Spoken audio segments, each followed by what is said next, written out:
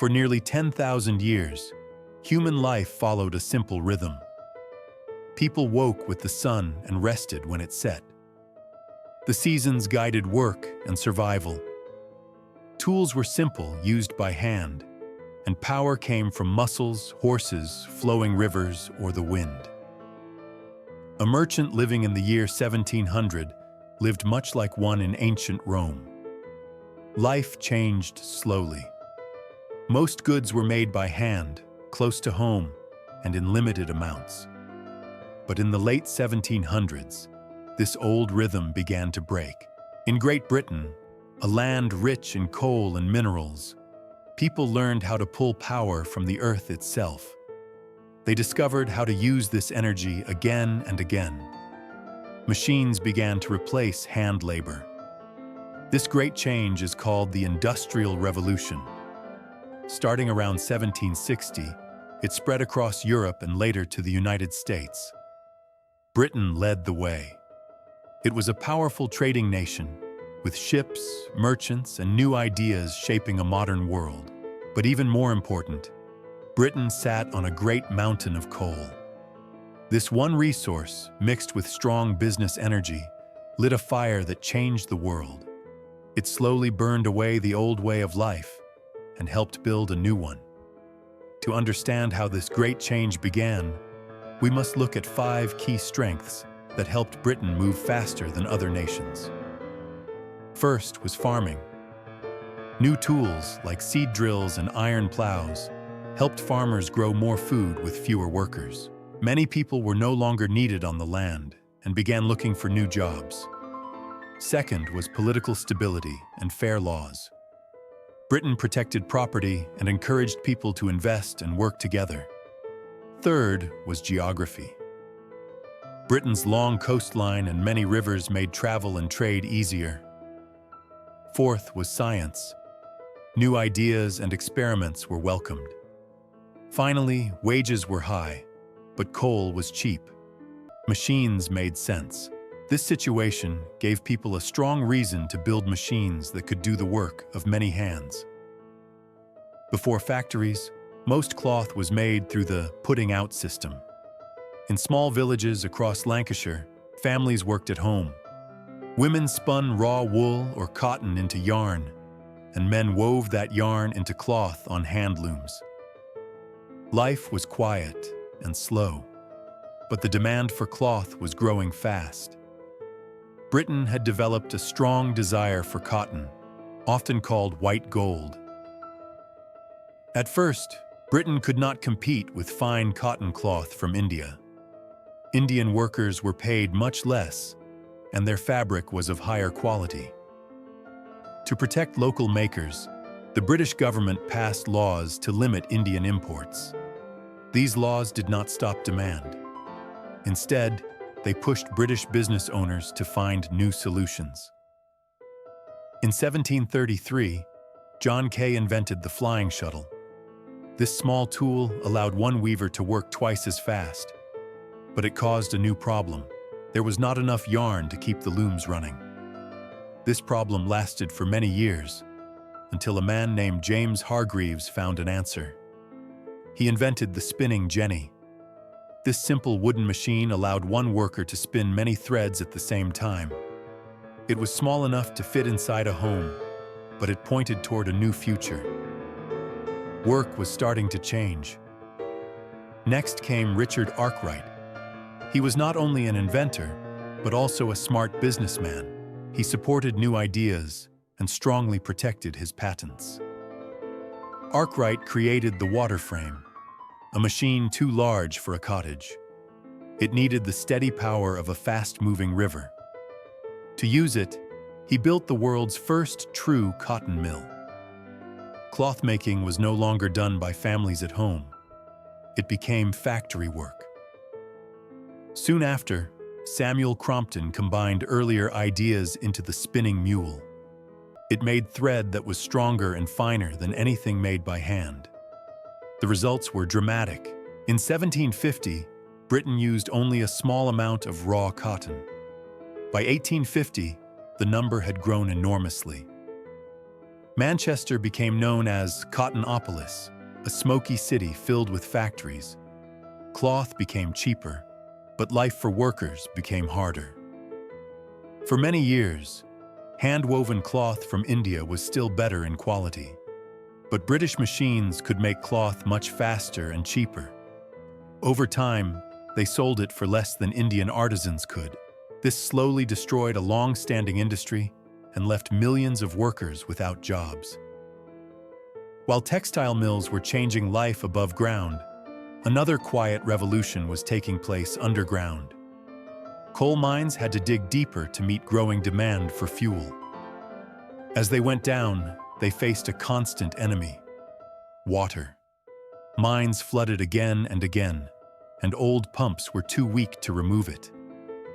This problem led to a new invention: the steam engine. Around the year 1700, Thomas Newcomen built the first successful steam engine. These large machines sat near mine openings and pumped water out. They were very inefficient and wasted much energy. But coal was cheap, so it worked. Mining expanded rapidly. Later, a man named James Watt noticed a serious flaw that changed everything. With help from his business partner, Matthew Boulton, James Watt greatly improved the steam engine. He added a separate condenser. This one change made the engine far more efficient. It used much less coal than older engines. Over time, Watt developed a rotating version of the engine. This allowed it to directly power factory machines. For the first time in history, people were no longer tied to wind, water, or animal strength. Factories no longer had to sit beside rivers. They could be built almost anywhere. Steam power spread quickly. It pushed air into blast furnaces, hammered hot iron, and ran weaving machines. An unseen army of machines was growing stronger each year. Steam power also changed iron making. For hundreds of years, iron was made using charcoal from wood. This limited how much iron could be produced. Earlier work by the Darby family showed that coke, made from coal, could replace charcoal and fuel larger furnaces. This change allowed much larger furnaces to be built, and iron production grew very quickly. As cast iron became cheaper and easier to get, it turned into a basic building material. One early symbol of this new age was the iron bridge. It showed the world that a powerful new material had arrived. New methods, called puddling and rolling, made strong iron at far lower cost than before. Puddling was very hard and dangerous work. Many workers did not live past 40 years old, yet their labor built bridges, factories, and later the railways that connected cities and nations. As factories spread, Britain's landscape changed forever. This was the age of big cities. In 1800, only about 3% of people lived in cities. By the end of the century, nearly half did. Families left the countryside, pushed off shared land, and pulled by steady factory wages. Manchester became the model for this new world. Its growth was fast, crowded, and poorly planned, because change came so quickly. There was not enough money to build proper housing for everyone. Many families were packed into crowded slums. They lived in small shacks with dirt floors and no clean toilets. Friedrich Engels, who studied the lives of English workers, described parts of Manchester as a stone desert. He saw rivers turned green by factory waste and raw sewage. The smell of industry filled the air every day. Clean drinking water was rare. Diseases like cholera and typhoid spread easily. By the middle of the 1800s, life expectancy in these industrial cities fell sharply. In some neighborhoods, more than half of all children died before reaching 5 years old. Inside the factories, life changed in another way. In the countryside, work followed daylight and seasons. In factories, work followed the clock. People had to match the speed of machines.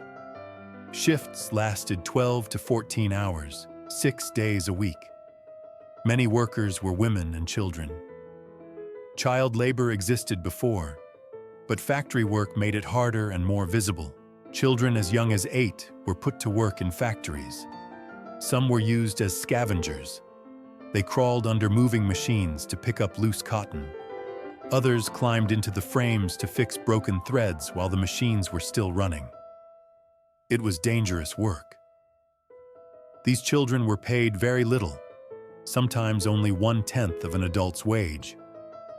Factory owners often preferred them because they were small and easier to control.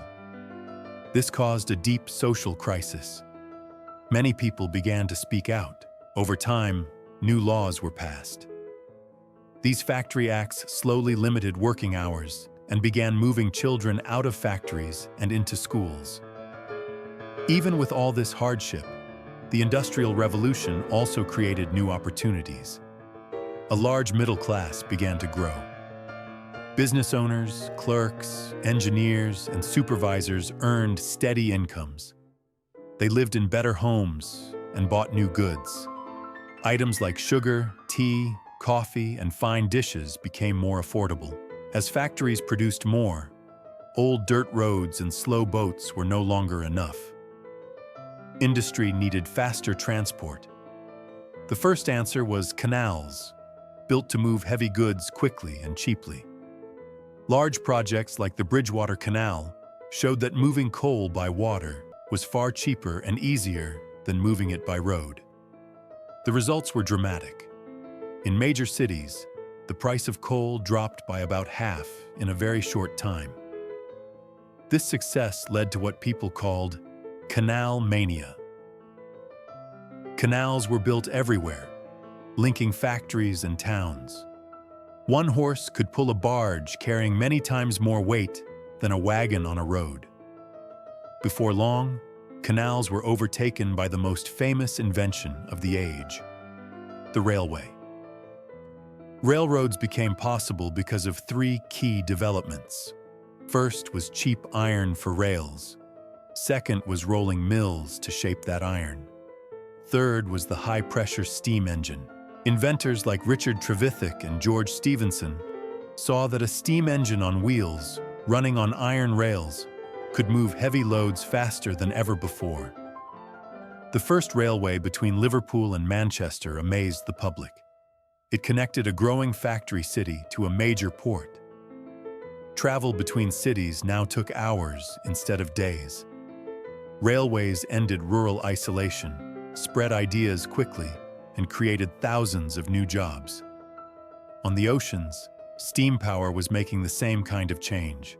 Better sailing ships had already increased speed, but steamships changed everything. Trade was no longer fully dependent on the wind. The world began to feel smaller. Merchants could now track ships and goods with a level of accuracy that had been impossible before. For many years, Britain tried to keep its industrial knowledge secret. Laws were passed to stop skilled workers from leaving and to block the export of machines. But these efforts failed. British business owners wanted to expand, and other countries wanted to catch up. Belgium became the second nation to industrialize. Its coal-rich region of Wallonia changed quickly. English engineers built large factories that handled every step, from raw materials to finished steam engines. By the mid-1800s, the landscape looked much like northern England. In France, industrial growth came more slowly and more steadily. French historians often say their country did not have one sudden industrial takeoff. Instead, change came slowly through the 1700s and 1800s. Germany followed a very different path. At first, it was divided into many small states, with no single market. Railroads changed this. New rail lines connected cities and created huge demand for steel and coal. By the time Germany became one nation, the Ruhr Valley had grown into a center of heavy industry. It later became a world leader in chemicals and industrial research. Across the Atlantic, the United States developed in its own way. At first, It mainly supplied raw materials. Over time, it began to build factories. Skilled workers brought knowledge of British machines with them. Americans then added a new idea called interchangeable parts. Machines made identical metal pieces instead of one-by-one handwork. This allowed mass production on a scale never seen before. Even in Asia, change was coming. After the Meiji Restoration, Japan chose to modernize quickly and learn from the West. The government built railways, improved roads, and supported new steel and textile factories. Thousands of young students were sent overseas to study modern science and technology. By the end of the 1800s, Japan had changed from a feudal society into a modern industrial nation. Not everyone welcomed this new age. For many skilled craft workers, the Industrial Revolution was a disaster. Weavers who had spent years learning their trade could not compete with fast machines. Many lost their jobs and hope. In anger and fear, some workers broke into factories and destroyed the machines that had taken their livelihoods. This became known as the Luddite movement. The government responded with force, protecting industry at all costs. In the countryside, farm workers also attacked new machines that replaced their labor. These actions were signs of an old world fading away. Out of this unrest, something new began to grow. Workers learned that one person alone had little power, but many together could make change. Trade unions slowly formed. Even when early laws banned them, unions gained the right to strike and pushed for better wages and safer working conditions. In the world of ideas, the Industrial Revolution sparked deep debate. Many thinkers tried to understand what this new age meant. Karl Marx visited factory cities like Manchester and saw hard lives and unfair work. He believed this system would one day lead to major social change. At the same time, poets and artists known as the Romantics reacted very differently. They were troubled by the dark factories and heavy smoke. They mourned the loss of nature and quiet rural life. To them, the human spirit mattered more than loud machines. Even the natural world seemed to resist this change. Thick smoke filled the air, and rivers became polluted. These problems helped give rise to the modern environmental movement. Governments slowly passed laws to limit harmful gases from factories. Scientists began to link dirty water with disease. This led cities to build large sewage systems that carried waste away from rivers. By the mid-1800s, the first industrial revolution had reached maturity. But another wave was coming. This next phase would not be led by steam and iron, but by steel, chemicals, and electricity. A new process made steel cheaper, stronger, and easier to produce in large amounts. This new age made it possible to build skyscrapers and huge industrial companies. Oil began to replace coal, and the internal combustion engine opened the door to automobiles. Electricity added a new kind of wonder. Gas lamps, which once kept factories open late, were replaced by electric lights. Cities no longer slept. Life continued around the clock, day and night. The age of mass consumption had begun. Shopping became part of everyday culture. Large department stores offered many kinds of goods under one roof. At the same time, the electric telegraph connected distant places.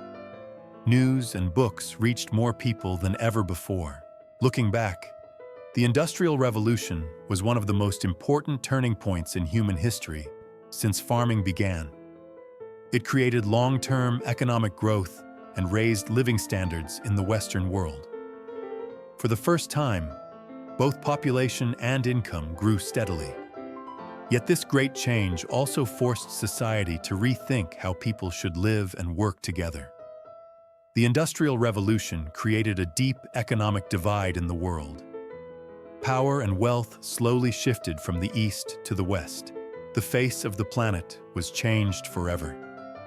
Quiet green fields gave way to crowded cities laid out in grids, crossed by iron railways and roads. The legacy of the 1700s lives inside our modern world. In many ways, we are the children of that first spark fueled by coal. This revolution did more than build factories and cities. It changed what it means to be human. People moved from living by the slow rhythm of the seasons to living by the fast pace of machines. We inherited a world of great comfort, speed, and convenience. At the same time, we also inherited serious problems. Pollution, social inequality, and environmental damage came with progress. The Industrial Revolution began as a practical solution to real problems. In the end, it changed far more than anyone expected. Great revolutions often arrive quietly. By the time we truly notice them, life without them is impossible to imagine.